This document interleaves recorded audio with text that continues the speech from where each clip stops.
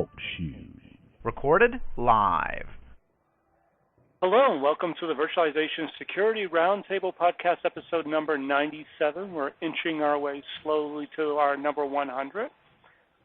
Joining us today is Eben Rodriguez, who is an IT industry veteran, now serving as a cloud solution advisor for CA Technologies.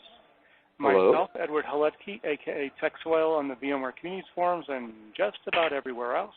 And author of the book VMware vSphere and Virtual Infrastructure Security, Securing the Virtual Environment, as well as VMware ESX and ESXi in the Enterprise, both of which are available on Amazon. We normally have two other guests, Michael Berman and Boris Strongland. Both are independents, but they are absolutely, totally full of meetings this week today, so they could not join us. And our special guest is Omar Khawaja, who is the Global Managing Principal at Verizon Terramark Security Solutions. Did I butcher your name, Omar? You in fact did not butcher my name, Ed. Well, wonderful. Well, thank you for joining us. It's a pleasure being here. This podcast is actually long in coming. In April or late April, I bumped into Omar because he gave a talk at InfoSec World on their Verizon's 12-step program.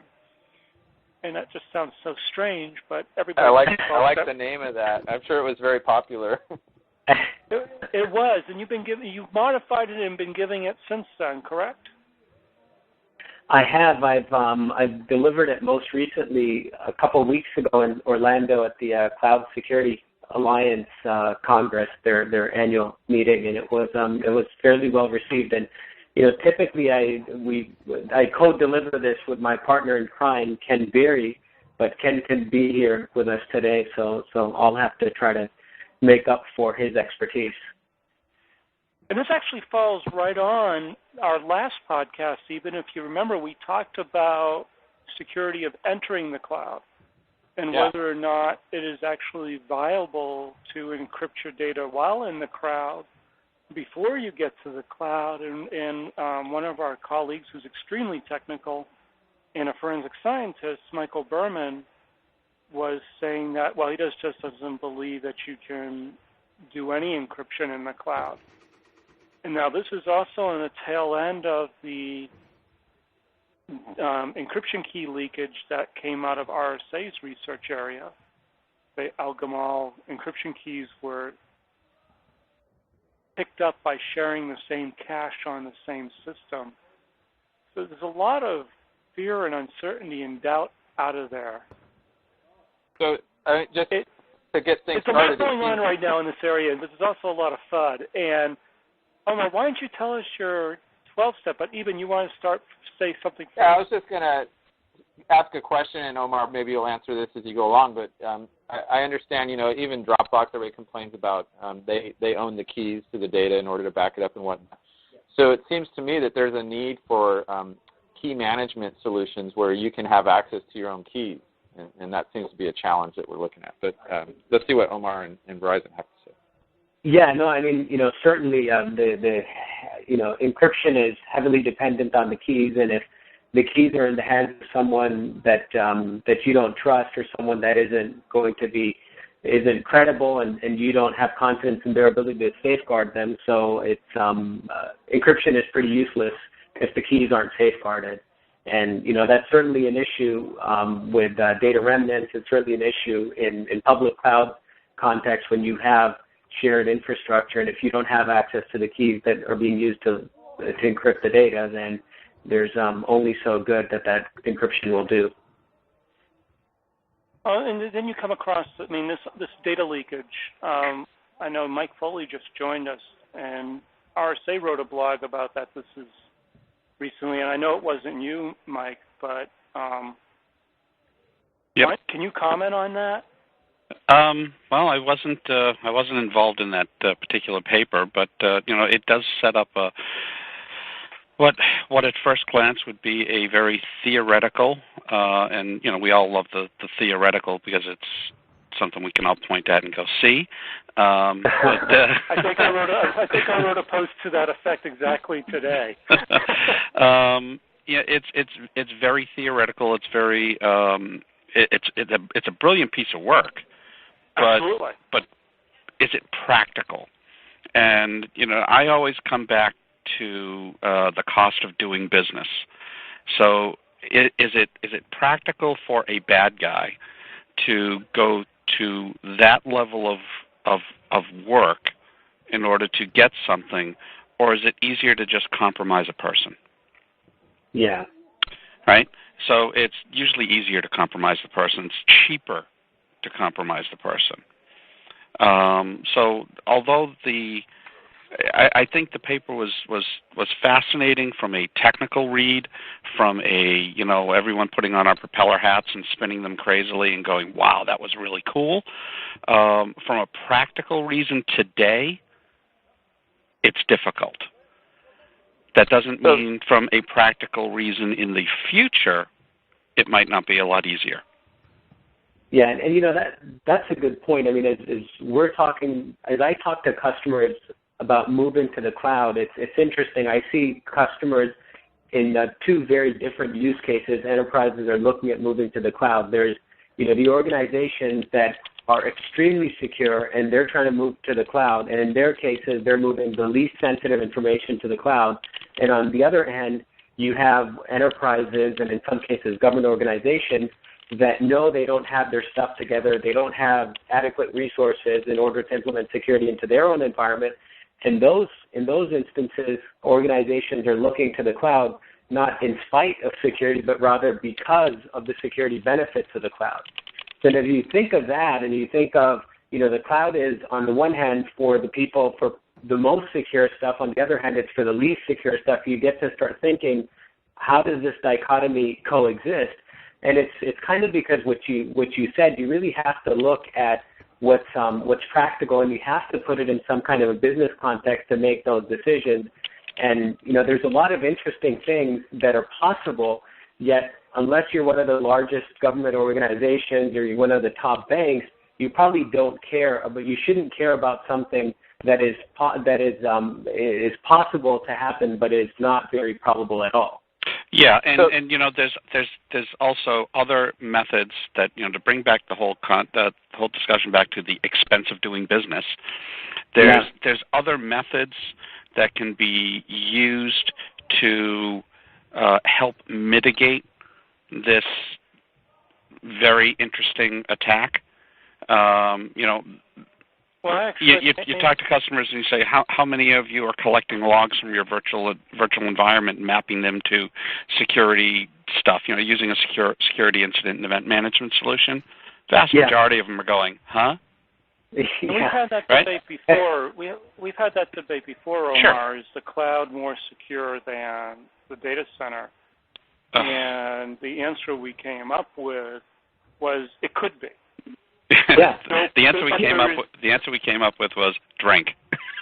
Well, no, the answer we came up with was it could be, but there was no way to prove it because there is no mechanism for the end user like myself.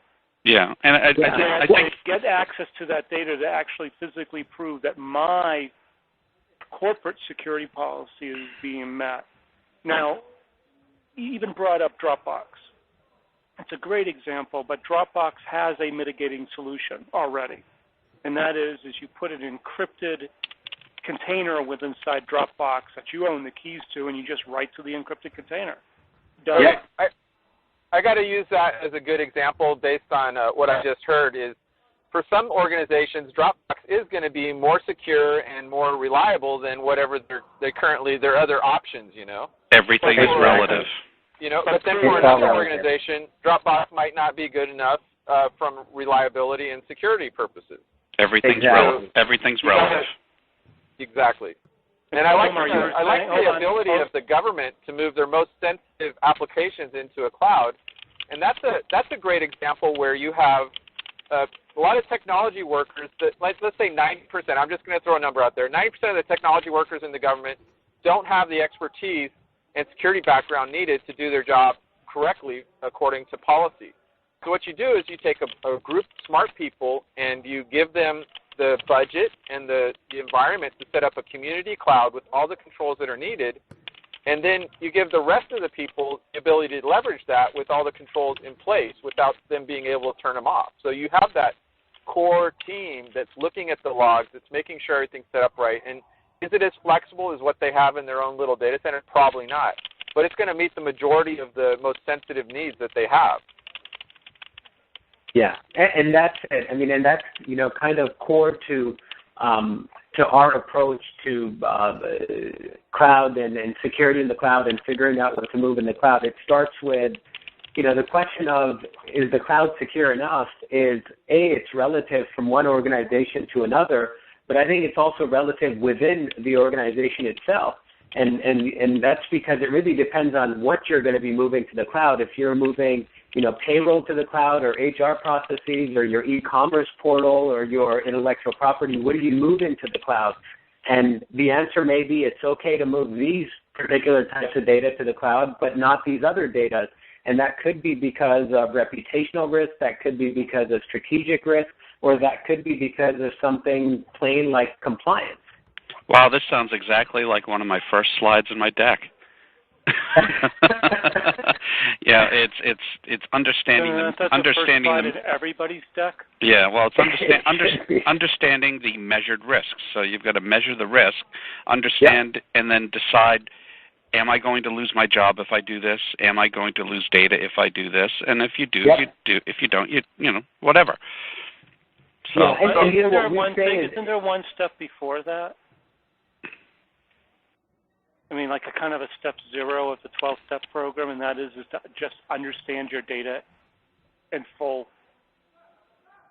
Yeah, and that's if you just don't understand your data, there's no way you can put it anywhere. Yeah, I mean, for us, step 1 is define business relevance of each data set that you may potentially move to the cloud. And, that's something that ideally every enterprise should say, yes, we know that, but unfortunately in some cases organizations don't know that, and that's something you should know regardless of whether, there's cloud in the picture or not. Absolutely. I think that's like just being that's good data hygiene. Right. I have a question. And I also, before you go on even, one other thing about that is that if you know your data, you almost always know where it is, too. Or you're certainly a lot closer where to it could end up. Yeah. So I had a question, but now that you just brought that up, I have a statement. A lot of companies will take this 12-step program and say, we're going to do this year, and they'll initiate a project and they'll do it with a specific scope, and it's like a one-time event. I see that happen time and time again. Where is my data? What racks or what servers, what data center is this application running on? But unless you change the way you do business, that's not a sustainable model, and you're going to lose track of the data again in the next 6 months, or when a change happens, when you set up a dev environment, whatever, backups, etc. So you have to really change the way you think about data in an organization. For the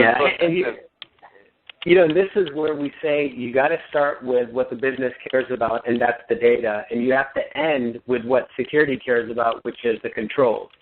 A lot of times in the security world, we start with, encryption and IPS and IDS and SEM and logs and auditing and identity and authentication, and we start with all of the controls, and then we look at where we need to apply them. So what we're saying is, let's point solutions. Yeah, so we're saying let's turn that around. Let's figure out what data we have. Let's put it in a business context, assign it some kind of a risk rating, figure out how critical it is to the business. Look at least the C, the I, and the A, the confidentiality, integrity, and availability exposures and what the impact they would have of that data, and then say, here are the controls I need in order to adequately protect each of these data sets. And then when you're moving the data to a particular cloud, you just say, hey, I'm moving data X. In order for data X to reside anywhere, here are the 6 minimum controls I need. If these 6 controls can be met by this particular cloud provider, let's do it. If they can't, let's sit down and figure out if that additional risk is worth taking or not. Or find out if there's a way to impose those controls external to the cloud. Yeah. If there's compensating controls, or if you can go back to your provider and say, I really need you to add this additional control. I really need DLP for this piece of data. Can you help me put this in place? Well, there's actually ways of doing DLP without even, for example, I mean, there's a number of different DLP solutions out there, but there was one that I found that was rather intriguing, that it just sent a link around, so you could store the link out in the cloud, and it literally linked back to somewhere in the data center that you needed VPN access to get to. So the compensating control was, hey, we're not going to put the data out there at all. We're just going to have it in this nice, like, safe sealed box over here. Yeah, and that's a great solution when I'm working with a lot of enterprises grappling with what to do with mobility. That's one great answer, is never have the data really show up on the mobile device and never have it resident on the mobile device. Just provide a view of the data through the mobile device. So, it's things like thin clients, and what you just talked about, Ed, is taking the idea of thin clients down to a micro level. Exactly. But that also begs the question, is once we understand our data and once we understand the compensating controls of the data, this is a thing that I've been grappling with, Omar, and that is that most people, and by the way, someone is typing. We can hear it on the phone. I'm sorry. Thank you. I'm muted. The question I have, and this is really for everybody, but Omar, start first, is that when you understand your data, you as a security person, you understand your data and you understand the compensating controls, and you've gone all the way up the train. So now the CISO understands, and the auditors understands, and the compliance people understand, and you know all this. But the average worker just does not. So they go to their iPhone, their iPad, their Android device, and they plug in a bunch of information, like, for example, let's just take something innocuous. Yeah. The phone numbers for my teammates, so I put them all in my iPhone. And I talk to the third line, my manager and his manager as well. And I put all these internal phone numbers in my iPhone or my whatever. Yeah. Effectively, you took the corporate phone book and put it in your device. Or in a Google Docs. Or in a Google Docs. And by the way, if you read your security policy, it says you should not do that. Oh, that's never stopped anyone. It's never stopped anyone, but now you have corporate data that has been considered to be internal only. Yeah. Now on an endpoint device that no one knows is there. Here's I was just the thinking thing. about this the other day. This is what I've been talking about, and I keep bringing it up, but this is DevOps. This is what happens with security, and why security guys have to change. You can't just put a policy in place and try to audit against it and hope that people follow it. You have to respond to the needs of the users. The technology is changing. But even that's not necessarily DevOps. That's a different conversation. It's part of the same conversation, Ed, and this is where I keep going back to this. I agree. The IT groups and the security teams cannot just sit there in their glass cathedral and give mandates down to the masses anymore. They have to respond to the needs of the customer, and the customer is telling us they want to use something like Google Docs. They want to have accessibility to their device at home. They want all these things that they're doing with mobile, Facebook, social, all this stuff. We have to respond to that, but we have to do it in a way that's secure. So, while I violently agree with you that they need to come together, the fact of the matter is that they're not. And if anything, virtualization and cloud has driven a wedge between them even higher. Yes. That's keeping them from talking to each other. Well, not only that, and we had that conversation. Yeah. A couple of podcasts ago. And this is one of those things that has changed culturally in the enterprises, and the way that employees' expectations of IT within the enterprises has changed substantially in the last 5 years. So 5 years ago, if IT said, you're not going to do this, this is not allowed, don't do it, many employees would have said, you know what, fine, it's not allowed, I'm not going to do it, they're not going to let me do this, whether it be by policy or through actual enforcement measures, and employees would stand down. Now what's happening is employees are saying, no, we want it, we need it, we're going to do it. Well, and you're going to help us do it. And this is consumerization of IT. This is a business, a competitive advantage. People are working at night, they're working remote, they're traveling. They're working all the time from their handhelds. So they need to have this, and management is now supporting that and understanding it's a business advantage.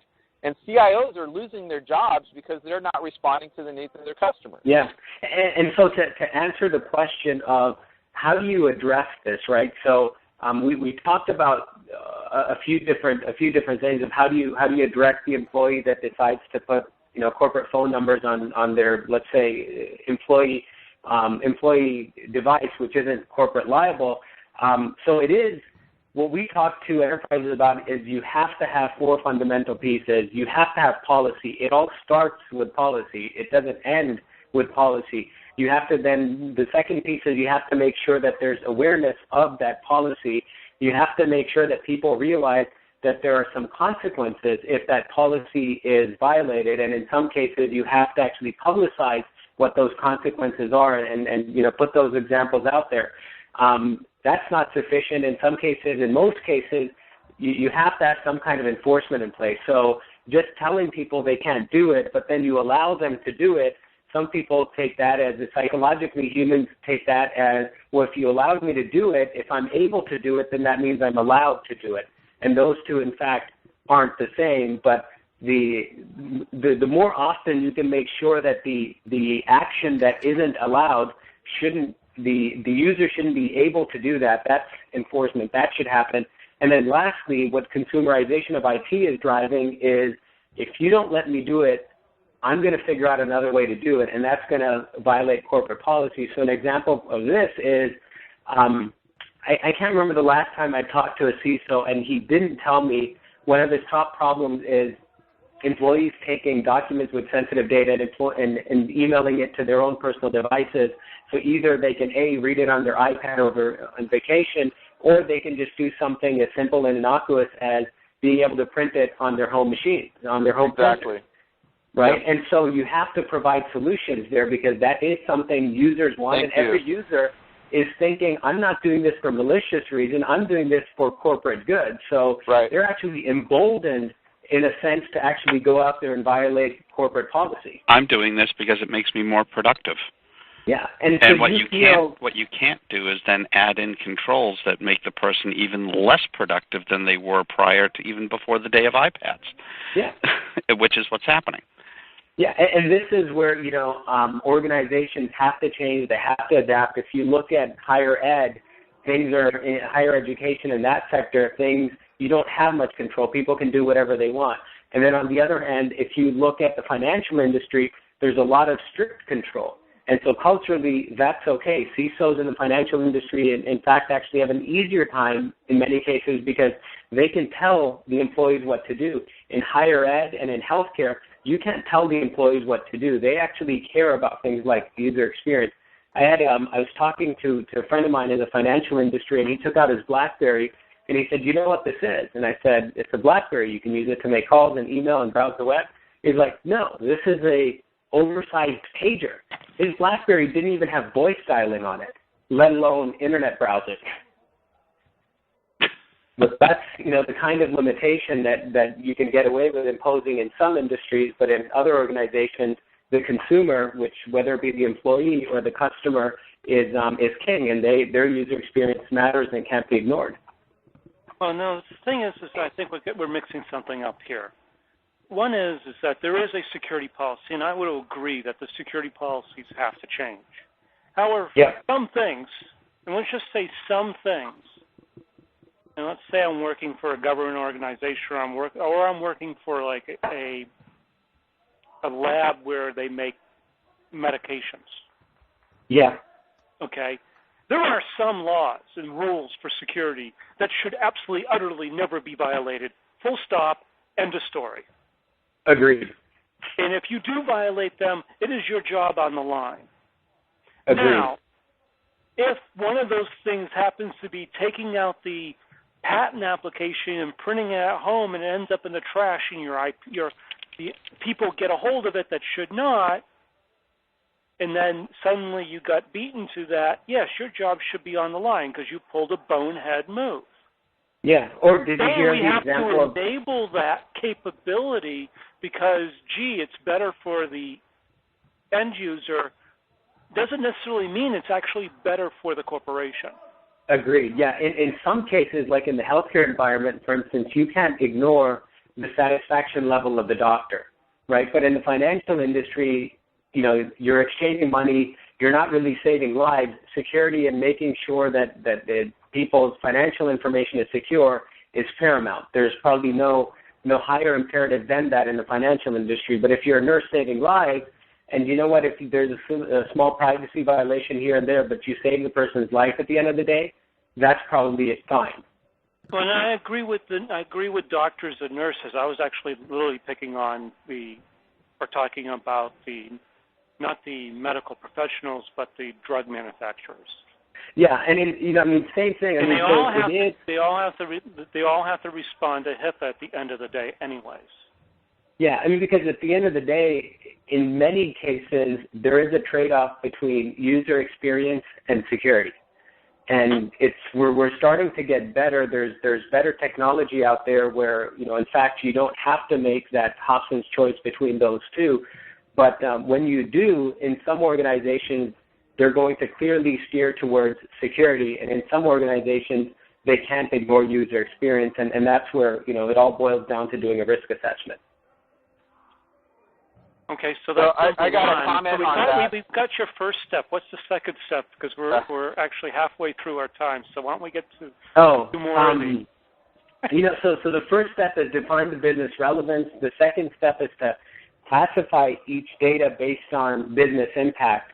So, and here, this is beyond just your traditional information classification policy. Every enterprise out there, every government agency out there has an information classification policy. The challenge is that many of those information classification policies are IT-centric. They're not business-centric. So I'll give you just one quick example in the interest of time. If you take two stacks of information and then you proceed to apply your security information classification policy to it, you've got stack number one, and stack number one has 5 credit cards in it. And you've got stack number 2, and it has 5 million credit cards in it. What does your information classification policy say of the importance of stack number 1 versus stack number 2? Are they created equal? Right? So in the eyes of PCI, from a compliance standpoint, they may be created equal. From the eyes of the business, those piles are definitely not created equal. So this is where we have to start thinking about what it means to classify things when it comes to true business impact versus just looking at them through a compliance or an IT lens. Okay. And then step number 3 is you have to inventory the data. So once you've figured out what your data sets are and what your classification mechanism is, then you have to go out and actually know where your data is, because we find just logically, if you don't know where your data is, you're probably not going to do a great job of securing it. And this is why, we constantly hear of breaches happening in dev environments, because people didn't think that they were using production data, or they thought that they had deleted it after that the testing was done, but in fact that data remained and it wasn't being protected, and therefore for the bad guy it was the low-hanging fruit, and the bad guys always go for the path of least resistance. And then step number 4 is to destroy any unnecessary data. So when we go out there and we discover data, we do the inventory for organizations all over the world, and we've done this probably about 60 or 70 times in the last couple of years, we find that anywhere from 30 to 50% of the data that exists in the enterprise within the scope of our discovery, there's no business reason to keep it around. So if compliance said you have to keep it around for 7 years, this data was more than 7 years old. If the business said we got to keep information on our customers, you were keeping information on folks that hadn't been to your customers for more than 5 years, or the same data was replicated 3 times over, and from a backup and DR perspective, there was no reason to back it up that many times in that many places. I love that step, the data destruction check. And that's just indicative of an overall problem in many organizations, that they don't take their security policies and ever verify that they're being adhered to. Exactly. They wait for a new application to come to the security team, or they wait for some, upgrade of an existing application, and that's when they start looking at what's going on with this specific example. And they don't want to look at anywhere else in the organization. And this is why you're finding problems like that. That's awesome that you have that. Yeah, and then, some organizations will say, like we had a large financial that said to us, our legal team has told us we're not allowed to delete any data at all because of, e-discovery issues, and they've gotten into problems in the past. And we said, fine, you don't want to delete it, but at least put it in the cheapest offline storage possible. There's no reason to put something in, to leave something in online storage and have it RAID 5'd and fiber attached and be spending a lot of money and making it highly available when you can't think of any business reason to keep it around. So you save money and you reduce your surface area for exposure. And so for once, you can actually make a legitimate claim to say security actually can have ROI because you've just saved on storage costs. And here we find that somewhere around 50% of the data of the documents that we found discovered that had PII in them, 50% of them had not been accessed in over 3 years. And so the moment you start to take the data and you put it in a business context, and then you start to wrap some access governance around it, so who's accessing it and who has access to it, then you can start to get a pretty good picture around what this data is and why it's needed and who owns it and what I should be doing to protect it, or if I even need to be keeping this around at all. So that takes us to the next step, number 5, which is you have to inventory your users. And then number 6 is associate data access with business processes, users, and roles. And that's where you start to put all of this together and say, your data in and of itself may have some intrinsic value, but at the end of the day, the reason it has value is because it's powering some kind of a business process. So what's that business process that it's powering? What users need access to that business process? What roles? And you put all of that together in step number 6. Number 7 then says determine standard control requirements for each data set. So in some cases, this is very straightforward, right? So if you have cardholder data, PCI DSS 2.0 tells you exactly what you need to do in order to protect that data. If you've got patient health information, HIPAA has something to say. If you have government information, you may have to be subject to FISMA, and things like NIST 800-53 will probably give you some guidance. But then you have squishy things like intellectual property, like sales numbers, like M&A strategy, and that's something where it's really going to be specific to your business how important or how less important this is, and you need to sit down and say, this is what I would need to do to protect intellectual property for something that's 5 years out versus something that's 10 years out, or versus something that has already been launched and the patent is out there, so now it's in the public domain and confidentiality is no longer a big deal with this. Well, it still comes back to this is a specific team deciding about their data. And I know you've only gone through 6 or 7 different steps, and I'm sure we can get to the rest. But it actually begs the question is that not everybody understands this. And I'm not talking about the security people. I'm talking about the everyday users. Let's pick on a really large company that has 200,000 employees. There's a few of those out there. Yeah. And do you think more than 100 of those employees understands this? No, they don't. And this is where, you certainly want to increase that number, and you can do things like the awareness and the training and talk about the consequences of this not happening. I still think it's just still going to happen. There needs to be a better overall either education process, which I don't think is going to change much. I mean, it all comes down to people want to do their job. You prevent them from doing their job by being draconian, they will lose their job because they weren't able to complete it. And Ed, what you're getting at is what I personally think is the number one area for greatest improvement in the security organization, which is governance. right? The technology, the controls.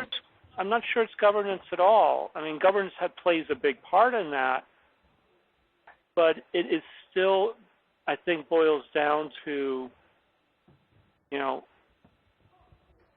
in a lot of ways, control. Yeah, I mean, so that the security org is going to just say, we can't control it, we're not going to be bothered with it. It gets violated, you sign that you read the security policy, we send it out every year. The only thing they can do is educate.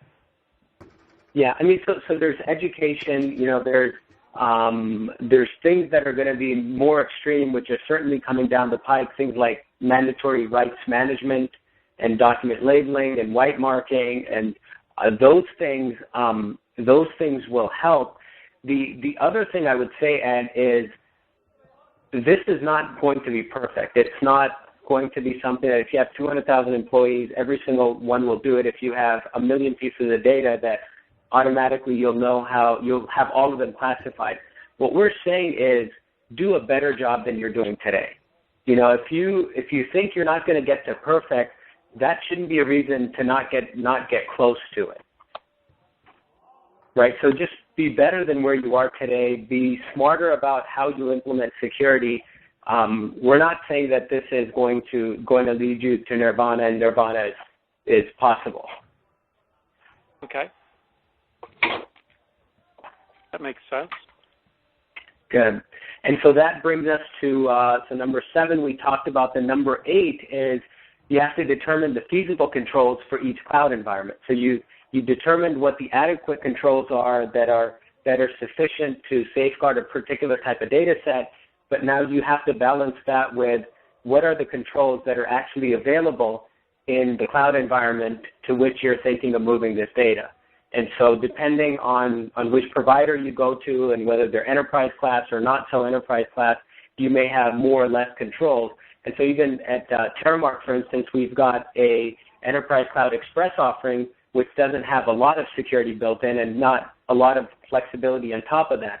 But then you move into the Enterprise Cloud offering, that has a lot of security that's already built in, and you don't have to, it's not an option, it's just included, it's built in. And then you can go up to Enterprise Cloud Managed Edition, and then you have even more flexibility on what controls that you want to implement. And of course, as you go up the stack, not only does your security increase, but the costs also increase. So the decision from a security standpoint should really be based on what's the value of my data? Do I need to have the most expensive environment with the most security options? You know, the answer shouldn't be yes for all pieces of data. It should be yes for just the top tier of sensitive data. Okay. And then number 9 is, so you know what controls need to be implemented to secure the data. You now know what controls are available in the cloud environment. Now you can associate those two together and make a determination of, for this particular cloud environment, these particular data sets are allowed to be moved to that cloud.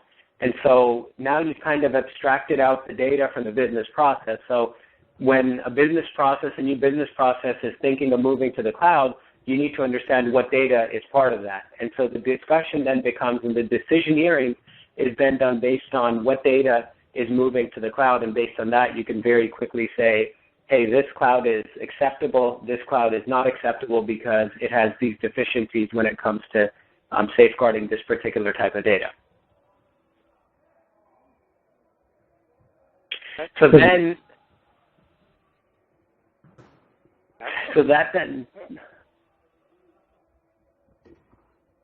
that then takes us to step number 10, which is ensuring only the users that need access to data actually have appropriate access to it. So this is your, basic access governance function that falls somewhere between GRC and IAM. And this includes, in the cloud space, it's not just your own employees and your own partners, but it could potentially mean that the cloud provider has some access to your information as well, whether it be physical or logical, whether it be to actually the dedicated portion or just the shared infrastructure that your environment utilizes. Number 11 says identify and implement appropriate controls across each cloud environment. So now you actually make sure that those controls are implemented.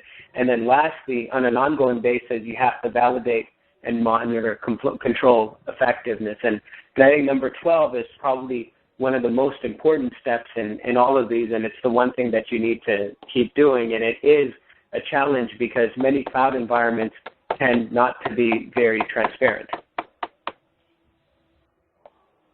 What's that? Number 12 again? Sorry? What is number 12 again? Oh, number 12 is validate and monitor control effectiveness. And that's where it all breaks down in a lot of ways. Yeah, and you know, this is where what organizations should do is, instead of looking at a cloud environment and then figuring out what they need to have their own needs documented in a vacuum. So don't even worry about what the cloud environment is. Think about, what do you actually need? Because what happens a lot of times is the cloud environment will offer A, B, C, D, and E, and they'll say, well, why don't you give me F and G, because they come after E.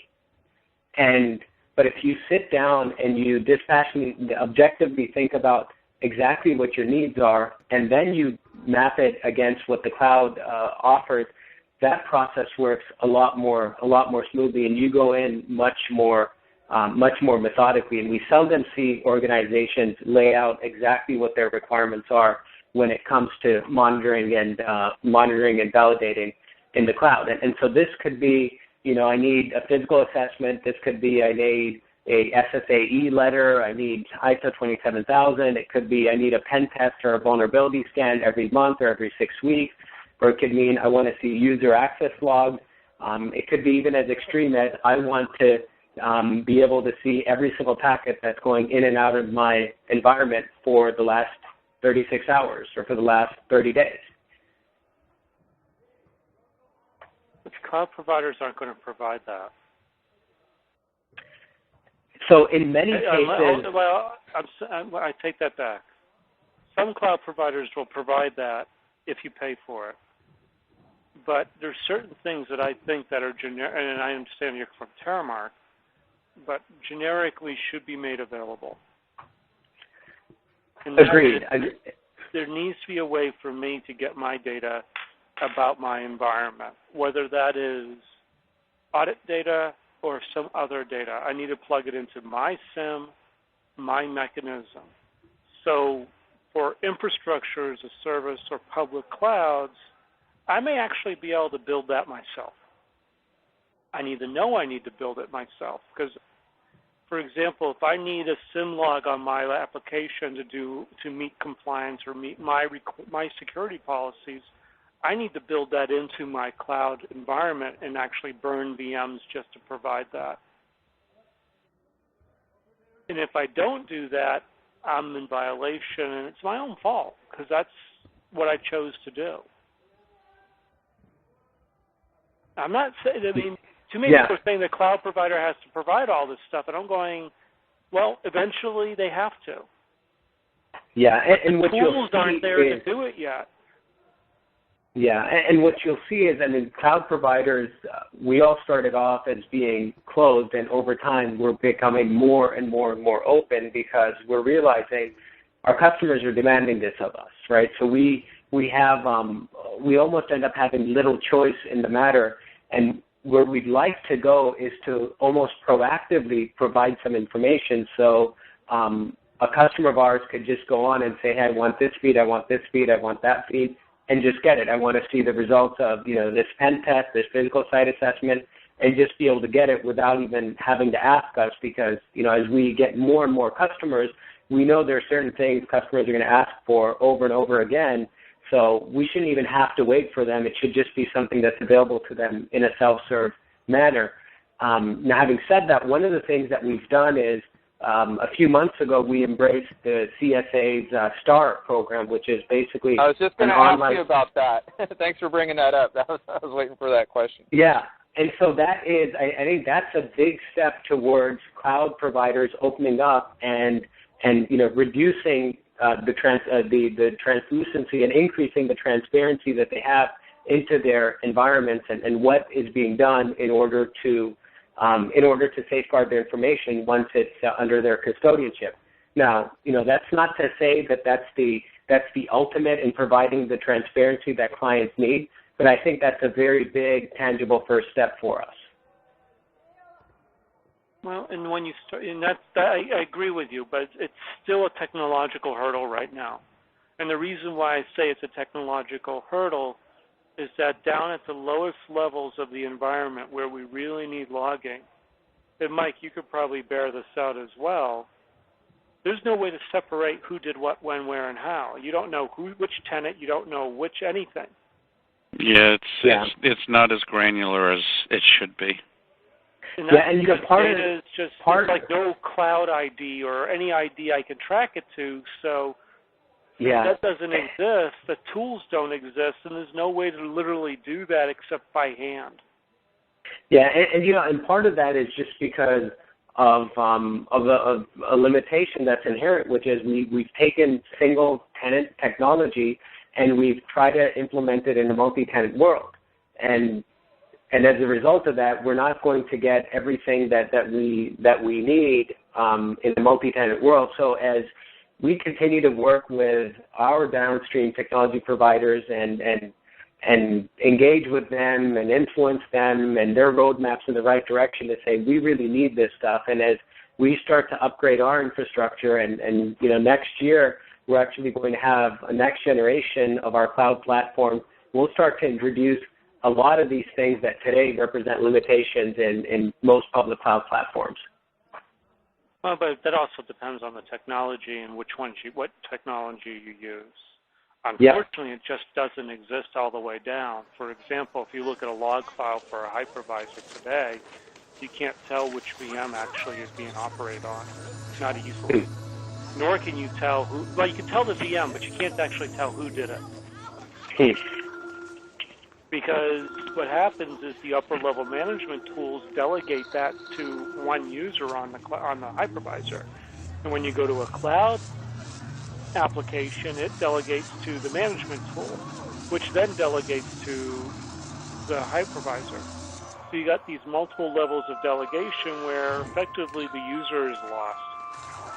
Yeah. And until that chain has been fixed, management aspects would be difficult. However, if you did know the VM IDs and all that, it is possible to extract that information out today, but the tools haven't been built to do it. Not only that, the customers aren't ready to ask for it. They're asking for it, they just don't know what they're asking for. Well, but at the end of the day, the product manager doesn't get the thing that they need. Exactly. And so it doesn't get built. Mark spends a huge amount of time doing audits, right? Mm-hmm. Yeah. I mean, you constantly got people going, say, we need to do an audit. And a lot of money is spent in cloud providers to do audits, but there's not a lot of time spent to automate the audit. Yeah, I mean, and that is, a challenge for us. And, there's certainly third-party audits that we go through, whether it be, the next generation of SAS-70, the SSA-16. We've gone through PCI. We've gone through ISO. Our operations environment is ISO certified. For many organizations, those are sufficient. But then, we have some organizations that it's part of their vendor security policy to go out and do the audits themselves. And it would be great if there was a single standard and every organization said, this standard is stringent enough for us, and if someone has been audited against this by any third party, we'll accept that audit. Well, that was A6 and cloud audit was all about. Yeah. And that turned into STAR, which is a really cut-down version of that. Yep. I mean, very cut down.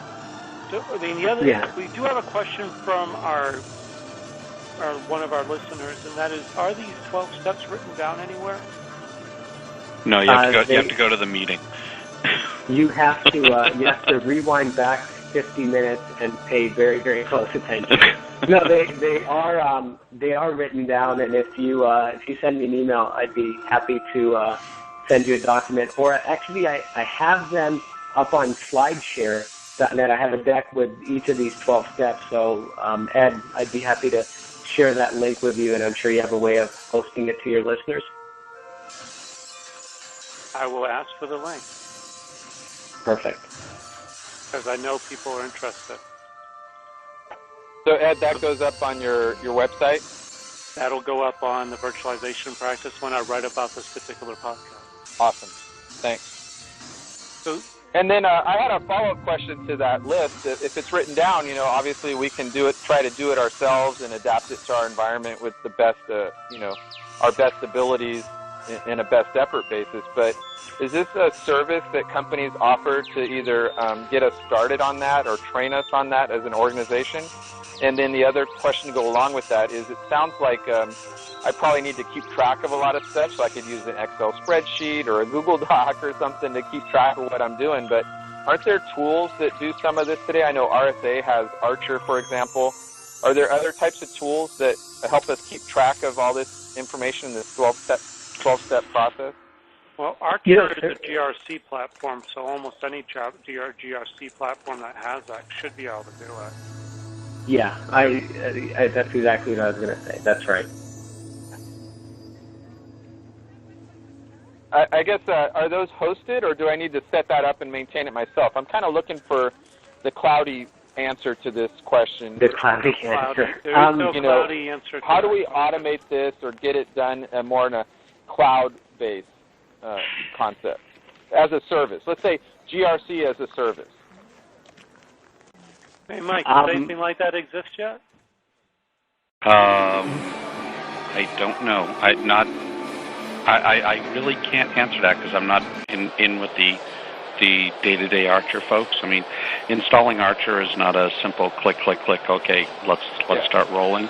And I know Archer has a lot of integration, like flow automation things that you can do within your organization. Yeah, so I guess let me ask this question.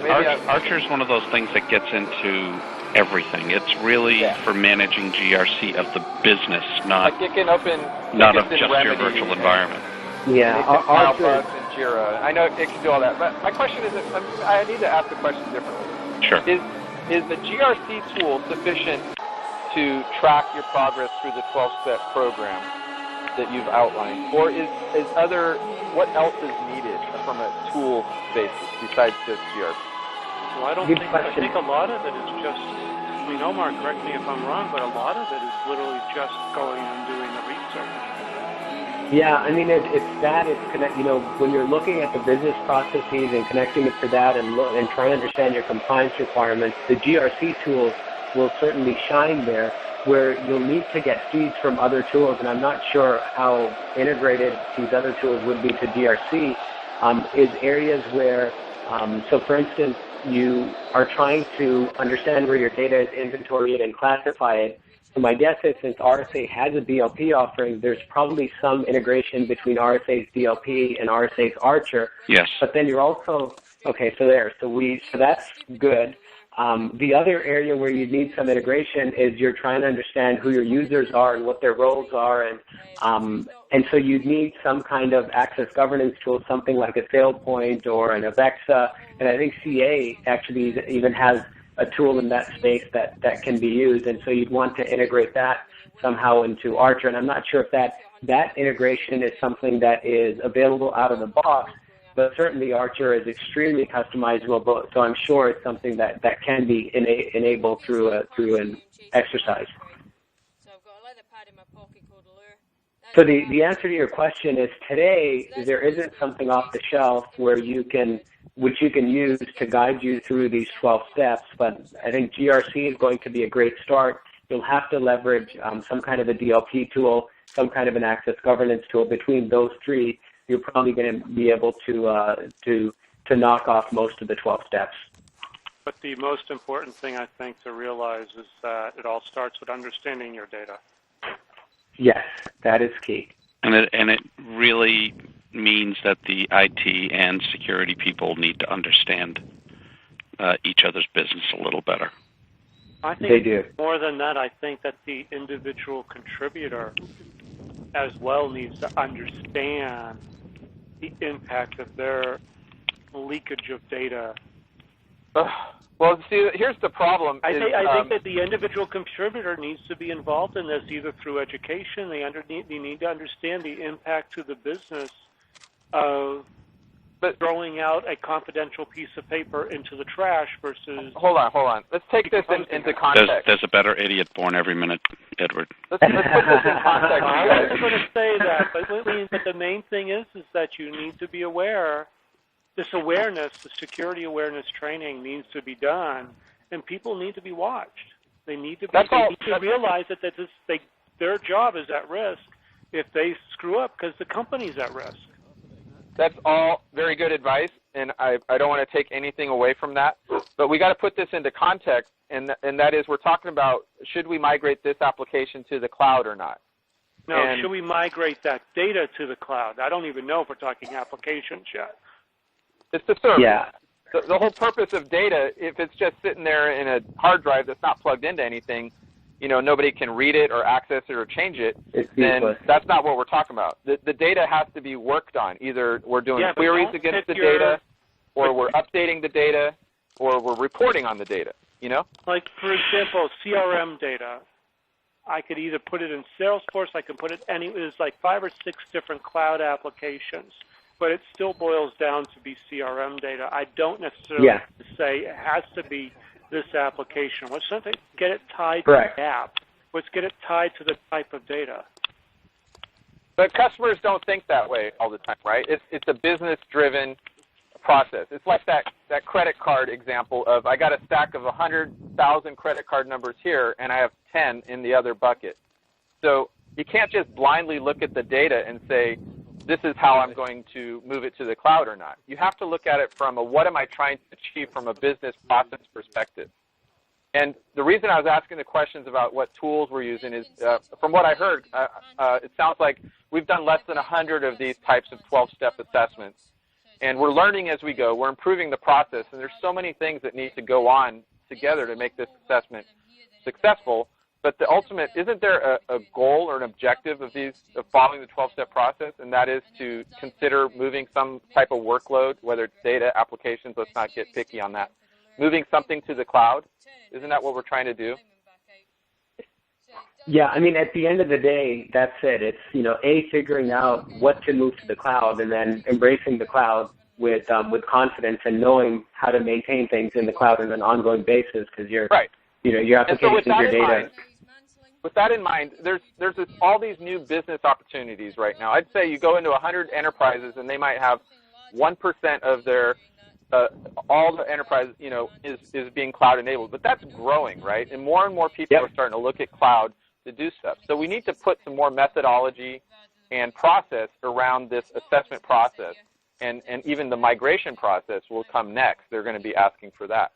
So the technology is starting to catch up, and I was just wondering what tools we have available, if any, to facilitate that assessment. And it sounds like it's still pretty much a lot of hand-grown tools and a lot of really smart people that have been doing this who can give you these answers and help you through this process. It's not a commodity-based thing. You just go down to Fry's and pick up your cloud migration assessment kit and run it, and it'll tell you what you do, right? Yeah, it's not yet, and it's for 2 reasons, right? One is this is complicated, but the other reason why I don't think we're a little bit away from having some kind of a shrink wrap tool for this is because all of this is a moving target. So if I built a tool today, every company out there. Yeah, and the companies are changing, the cloud providers are changing, the technologies. So much of it is changing that whatever you build is going to be outdated within 3 months. Well, take this example, even. I have CRM data. My security policy says that these particular parts of that data need to be encrypted at all times. Okay. Now I need to choose a cloud tool that allow me to do that. Let's say I choose Salesforce. However, it doesn't do function preserving encryption. In order to get that, I need to bolt on something out, like a Voltage or a Cipher Cloud or something like that. From a third-party Salesforce partner or something, right? They're not even Salesforce partners. They're just other tools that do this type of encryption. Okay. Now I have it. I put that in play. Okay, now I've got the compensating control to meet my policy for that chunk of data. I would have probably still needed that if I chose somebody else's a sugar CRM, and I put it up myself. I still probably would have needed that. Okay, that's right, and I think that's my point. Is I like the idea of this 12-step process being an assessment and an information gathering and making the customer think about their data, because regardless of what the technology is available today, there's going to be different ways to solve that. They still need to solve it today, whether they go to cloud or not. And so by having this process be more and more repeatable, we can start taking advantage of that knowledge that the customers are doing, educating the customers, making it easier for them to do this assessment. And then we're going to find it's more than 1% of the apps we can move to the cloud. It's 2 or 3 or 4 or 5 or 10. As the technology improves on the back end in the cloud, then we can bring that functionality to more and more applications. I like where this is going. This has been a great talk.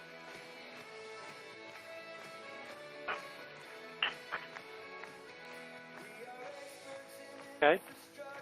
Yeah, so I mean, we have gone over a little bit, so last thoughts, even you just given us yours. Mike, you want to chime in at all? Yeah, I think we've talked about an awful lot of really interesting stuff. I'm still running into people that aren't even doing the basics. I'm still running into people that, the silos aren't talking at they're talking at each other, not with each other. I'm wondering what it's going to take to get that to change. And then once that starts to change and people start to embrace the need for designing security, hopefully we'll start to see things like I mentioned in chat, security DevOps, where security is being designed in rather than bolted on. And that's security DevOps from the application level all the way down to the infrastructure level. So I'm hoping things change. I wish I could say I was confident that things are going to change, but I think it's, like I've said before, it's going to take a really bad thing happening before people start to go, maybe we should be listening to Edward and Mike. And Omar, I'm going to let you go last on this one, but my main thing is that it cannot just be about the security team and the IT team. Yes, they need to be involved. Yes, they should talk together, and we know they don't. But I think the individual contributors also need to be involved in this, and that the tools need to meet their needs. Otherwise, we're going to be running into breaches that are inadvertent because people just want to get their job done and don't understand the impact of doing what they're doing to the business itself, exposing data, for example.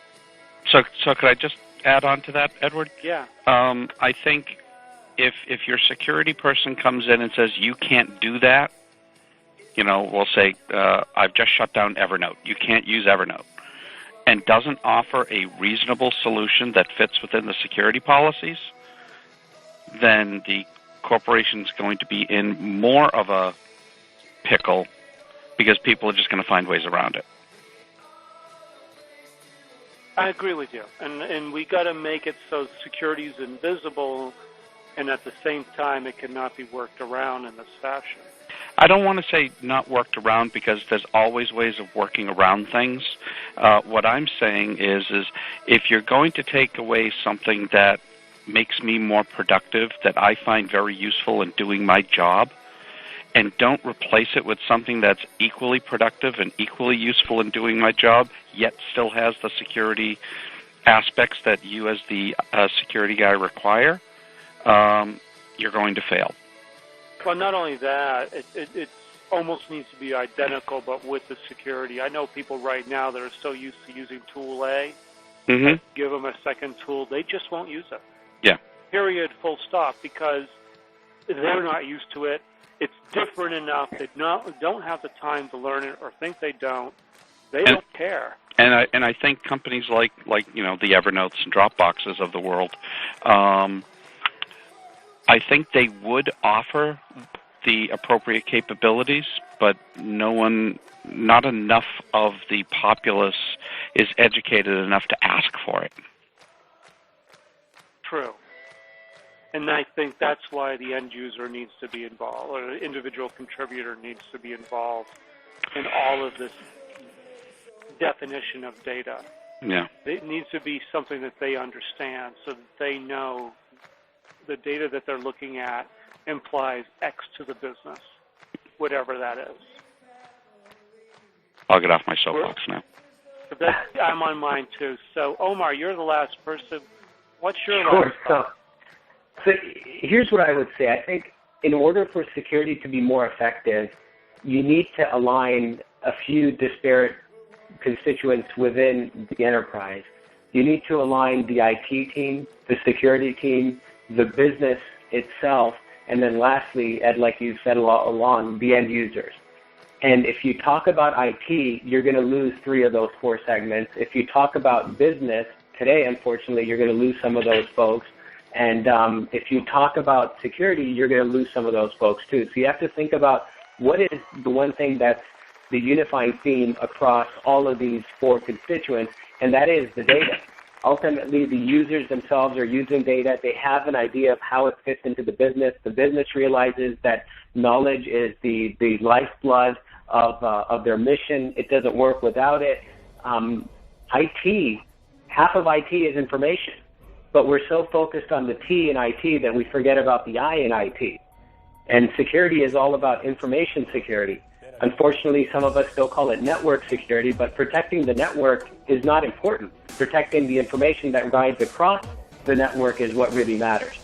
So this is the way I would sum it up. I think if we wanted to be better about security, and certainly as we make the journey to the cloud, we need to think about the I in IT a lot more, and we need to think a lot less about the T in IT. And I think that when you start talking about the cloud, it is all about data, and I think that's what's really helpful. Yeah, and eventually that's the message that we can start by showing how that'll lead to effective security in the cloud. But ultimately, that's the message that needs to pervade the entire enterprise, because whether you're in the cloud or not, it is all about the data.